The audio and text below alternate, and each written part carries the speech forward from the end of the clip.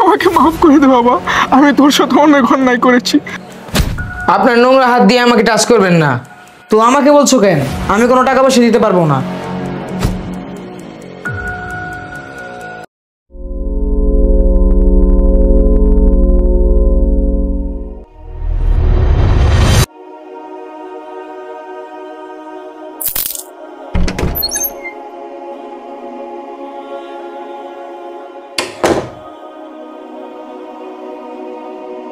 আসসালামু আলাইকুম বাবা। তুই কেন এসেছিস? কি বলেন বাবা, আমি আপনার ছেলে, আপনাকে আমি দেখতে আসবো না?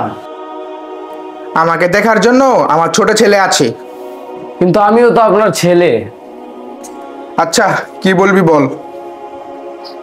আসলে অনেকদিন আপনার সাথে বসে একসাথে খাবার খাই না, চলেন আজকে আপনাকে বাইরে নিয়ে যাব, একসাথে খাবো। ইস, আসছে আমার দায়িত্ববান ছেলে।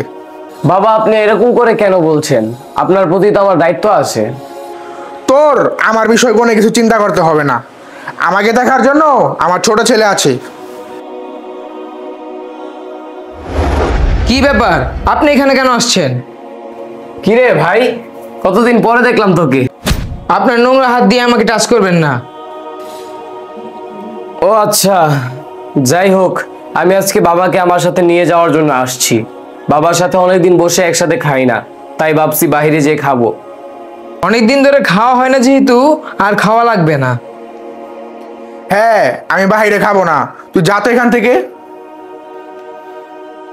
আসেন না বাবা, এরকম করেন কেন? ভালো লাগবে। একবার বলছি না যাবো না, বাংলা কথা বুঝিস না, যা এখান থেকে।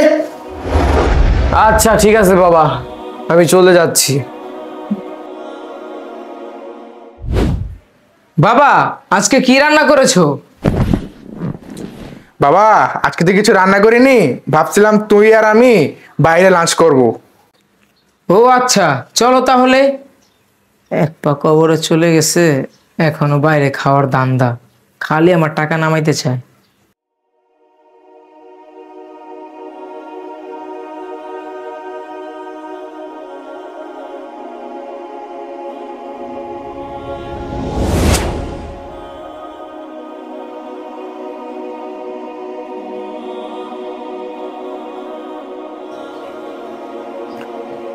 আচ্ছা বাবা, একটা কথা বলি। হ্যাঁ বলো বাবা। তোমার এই জায়গা সম্পত্তির ভাগ কি আহাত ভাইকেও দিবা? না, আমি ওকে 1 টাকাও দিব না। আমার স্বপ্ন ছিল আমি তোদের দুই ভাইকে উচ্চশিক্ষিত বানাবো, কিন্তু ও আমার কথা শুনেনি, ও আলেম হতে চেয়েছে। আর আলেম হতে হয়েছে, কিন্তু কি লাভ হয়েছে? মাত্র 7,000 টাকার জন্য ইমামতি করে, আর ও সামান্য একটা আলেম, ওর কি কোনো দাম আছে? কিন্তু তুই আমার কথা মতো উচ্চশিক্ষিত হয়ে বড় পজিশনে কাজ করছিস, আর ভালো বেতনও পাচ্ছিস, আর আমার মুখ উজ্জ্বল করেছিস। যাক, ভালোই হয়েছে। বাবা তাহলে সম্পত্তিটা আমার নামে করে দাও। আরে দিব তো বাবা, আর কিছুদিন যাক তারপরে দিব। আচ্ছা ঠিক আছে বাবা।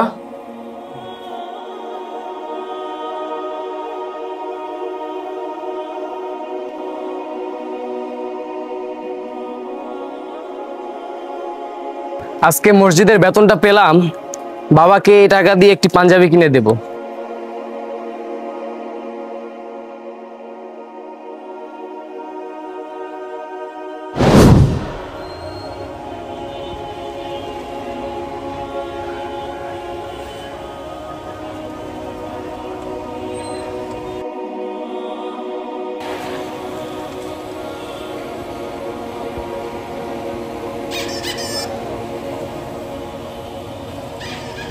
যাক, বাবাকে পাঞ্জাবিটা দিলে বাবা নিশ্চয়ই খুশি হবে।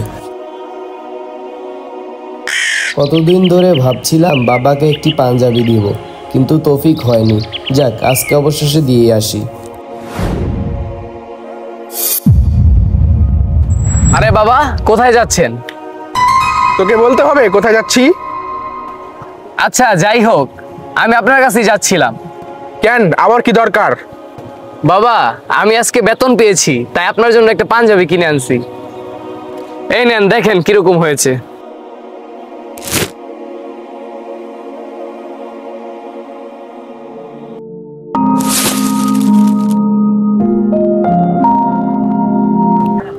তোর ইমামতির টাকার পাঞ্জাবে আমি পড়তে পারবো না।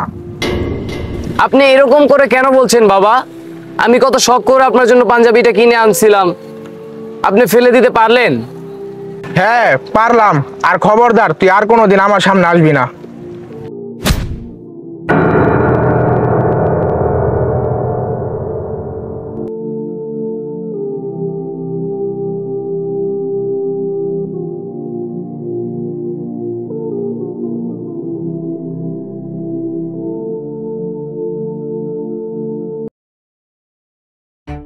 জানিস কালকে বড় ভাই বাবার জন্য একটা পাঞ্জাবি কিনে নিয়ে আসছিল, আর বাবা পাঞ্জাবি ছুঁড়ে ফেলে দিয়ে ভাইকে তাড়িয়ে দিয়েছে।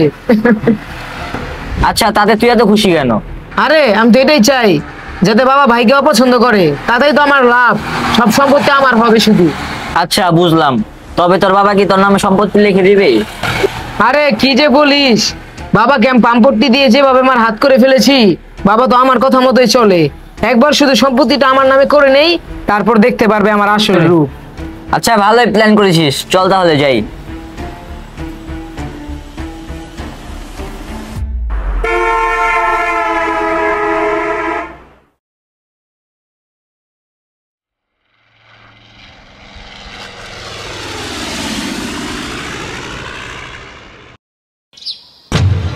তুই আবার এসেছিস? তোর কি কোনো লজ্জা শরম নেই?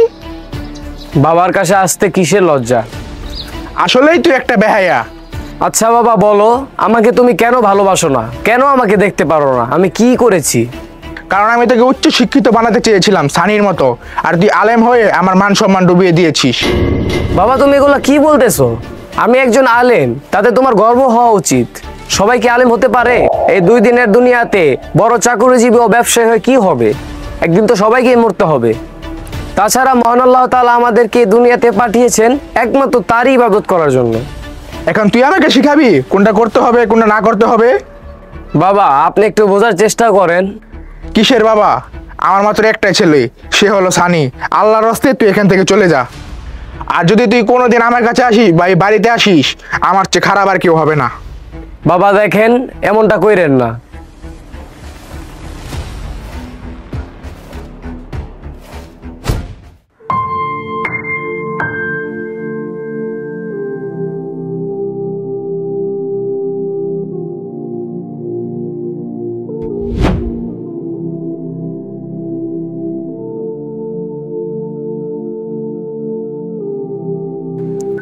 ঘটক সাহেব, আমার ছেলে সানির জন্য একটা মেয়ে দেখা শুরু করেন, ঘরে একটা বউ আনতে হবে। আচ্ছা, কেমন পাত্রী চান আপনি? সুন্দর মেয়ে, আর হ্যাঁ শিক্ষিত হতে হবে। কোনো দেনা পাওনা আছে? না, আমাদের কিছু লাগবে না, কারণ আমাদের তো টাকা পয়সার কিছু অভাব নেই। ঠিক আছে জসিম ভাই, তাহলে আমি মেয়ে দেখা শুরু করি।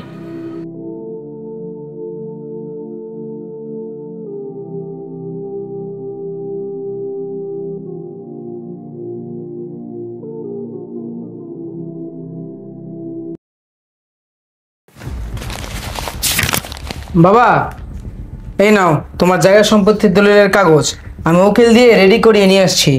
এখন তুমি শুধু সাইন করে দিলে জায়গা সম্পত্তি আমার নামে হয়ে যাবে। এই নাও। এত তাড়াহুড়া করছিস কেন? আমি তো বলছিলাম দিব, কিছুদিন পরে দিতাম। এখন দাও আর পরে দাও, দিবা তো, তাই দেরি করে লাভ কি? এখনই দিয়ে দাও, সেন্টার করে দাও, করে দাও সেন্টার।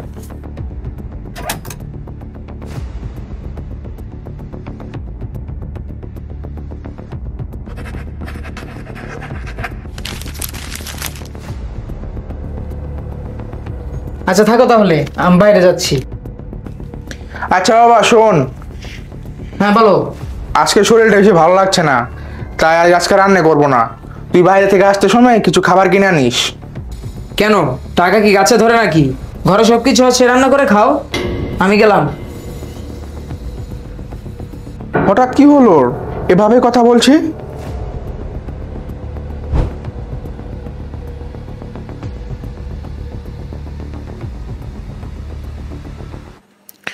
বাবা, আমার পাওটা ব্যথা করছে, একটু টিপে দে তো। আমার কাজ আছে, আমি টিপে দিতে পারবো না। তুই তো বসে বসে ফোন টিপছিস, আর তাছাড়া আগে তো আমি বলার আগে তুই এসে পাও টিপে দিতি। আর এখন তোর কি হয়েছে? আরে আমার কিছুই হয় নাই। আচ্ছা শোন, কালকে আমার ডাক্তার কাছে যেতে হবে কিছু টেস্ট করার জন্য, 3-4 হাজার টাকা লাগবে। তো আমাকে বলছো কেন? আমি কোনো টাকা পয়সা দিতে পারবো না। বাবা, তুই হঠাৎ এমন পরিবর্তন হয়ে গেলি কেন?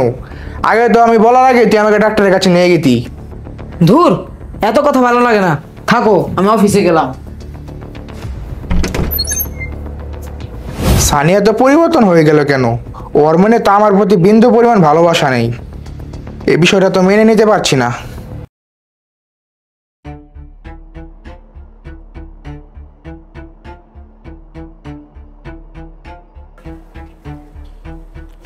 বাবা, বাবা, বাবা, উঠো, কি উঠো, কথা আছে।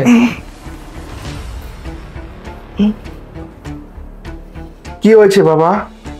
বাবা, তোমাকে রাখলে আমার অনেক খরচ, আমার আর ভালো লাগছে না। তুমি দয়া করে বাসা থেকে চলে যাও। তুই এগুলা কি আবুল তাবুল বলছিস? তোর কি মাথা ঠিক আছে? না, আমি সজ্ঞে নেই বলছি। আর তাছাড়া তোমার আরেকটা ছেলে আছে, শুধু কি আমার ঘরে বসে খাবা? ওই ছেলের কাছে যাও। কি? আমি তোর ঘরে বসে খাচ্ছি? আমার জায়গা সম্পত্তি সব তোর নামে করে দিলাম। আর আমার জায়গা সম্পত্তি যা ছিল সেগুলাতে তো আমি সারা জীবন বসে বসে খেতে পারতাম। আর জায়গা সম্পত্তি আমি বড় ছেলেকে দিইনি যে আমি ওর বাসায় গিয়ে থাকবো। আমি এখন কিছু শুনতে চাই না। জায়গা সম্পত্তি এখন আমার নামে, তোমার নামে এখন কিছুই নেই। এখন তুমি কি বের হবা, নাকি তোমাকে জোর করে বের করবো? আল্লাহ, তার মানে তুই আমাকে ভালোবাসিস নি? আমার সাথে নাটক করেছিস আমার জায়গা সম্পত্তি নেওয়ার জন্য? হ্যাঁ, তুমি ঠিকই বুঝেছো। এতদিন তোমার সাথে ভালো ব্যবহার করেছি তোমার জায়গা সম্পত্তির জন্য। এখন তোমার জায়গা সম্পত্তি আমার নামে হয়ে গেছে, তাই তোমাকে এখন আর আমার দরকার নেই। তুই আমার ছেলে হয়ে আমার সাথে এত বড় ধোঁকাবাজি করবি আমি কখনো ভাবতেও পারিনি। এখন আমি কোথায় যাব বল? আর আহাতকে তো আমি দূর দূর করে তাড়িয়ে দিয়েছি। এখন ওর সামনে আমি কি মুখ নিয়ে যাব বল? আমাকে এগুলো বলে লাভ নেই, আমি কিছু জানি না। তুমি কি এখন এখান থেকে বের হবা, নাকি আমি অন্য একটা ব্যবস্থা করব? হ্যাঁ, আমি চলে যাচ্ছি।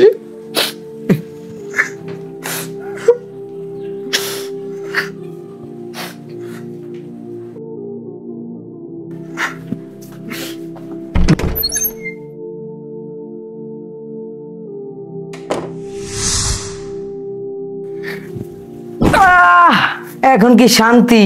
এই পুরো বাড়ি আর জায়গা সম্পত্তি এখন আমার নামে। আমাকে জ্বালানোর মতো আর কেউ নেই।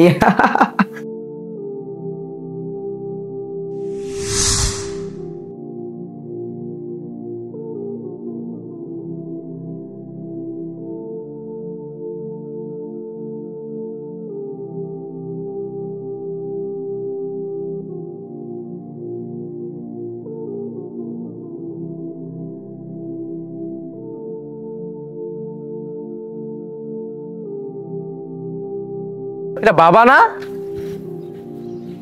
হ্যাঁ, এটা তো বাবাই দেখছি। বাবা, বাবা, আপনার কি হয়েছে? আপনি রাস্তায় কেন? আপনার এই অবস্থা কেন? আমাকে মাফ করে দে বাবা, আমি তোর সাথে অনেক অন্যায় করেছি। আজকে তার শাস্তি ভোগ করছি আমি। আরে বাবা, আপনি আমার কাছ থেকে মাফ চাচ্ছেন কেন? আর আপনি এই জায়গায় কেন? ভাই কোথায়? তোর ভাই আমার সব জায়গা সম্পত্তি তার নামে করে নিয়ে আমাকে ঘর থেকে বের করে দিয়েছে। আর বলেছে সে আমাকে ভালোবাসে না, আমার জায়গা সম্পত্তির কারণে সে এই কদিন আমাকে রেখেছে। আল্লাহ, কি বলছেন আপনি এগুলা? সানি কিভাবে করলো এই কাজটা? হ্যাঁ, এগুলা সব আমার কৃতকর্মের ফল, কারণ আমি তোর সাথে অনেক অন্যায় করেছি। তোকে আমি কখনো ভালোবাসিনি, তাই আজকে আমার এই পরিণতি। থাক বাবা, সমস্যা নেই। ও আপনাকে বের করে দিয়েছে তো কি হয়েছে? আপনার আরেকটা ছেলে আমি আছি তো। আজকে থেকে আপনি আমার সাথে থাকবেন। চলেন আমার বাসায় চলেন। হ্যাঁ, চল। মানুষ তার ডিগ্রি দিয়ে বড় হয় না, তার চরিত্র আর আমল দিয়ে মহান হয়। আজ যে বাবার চোখে শিক্ষিত ছেলেই ছিল আদরের ধন, সেই সন্তানই যখন তাকে ঘর ছাড়া করলো, তখন যে ছেলে আলেম যাকে অবহেলা করা হতো সেই হয়ে উঠল সত্যিকারের সন্তান। জেনে রাখুন, শিক্ষা যদি আদব না শেখায়, জ্ঞান যদি হৃদয় না জাগায়, তবে তা শুধু অহংকার বাড়ায়, মানুষত্ব নয়। আল্লাহর কাছে মর্যাদা তাকওয়ার ভিত্তিতে, ডিগ্রি বা সার্টিফিকেট নয়।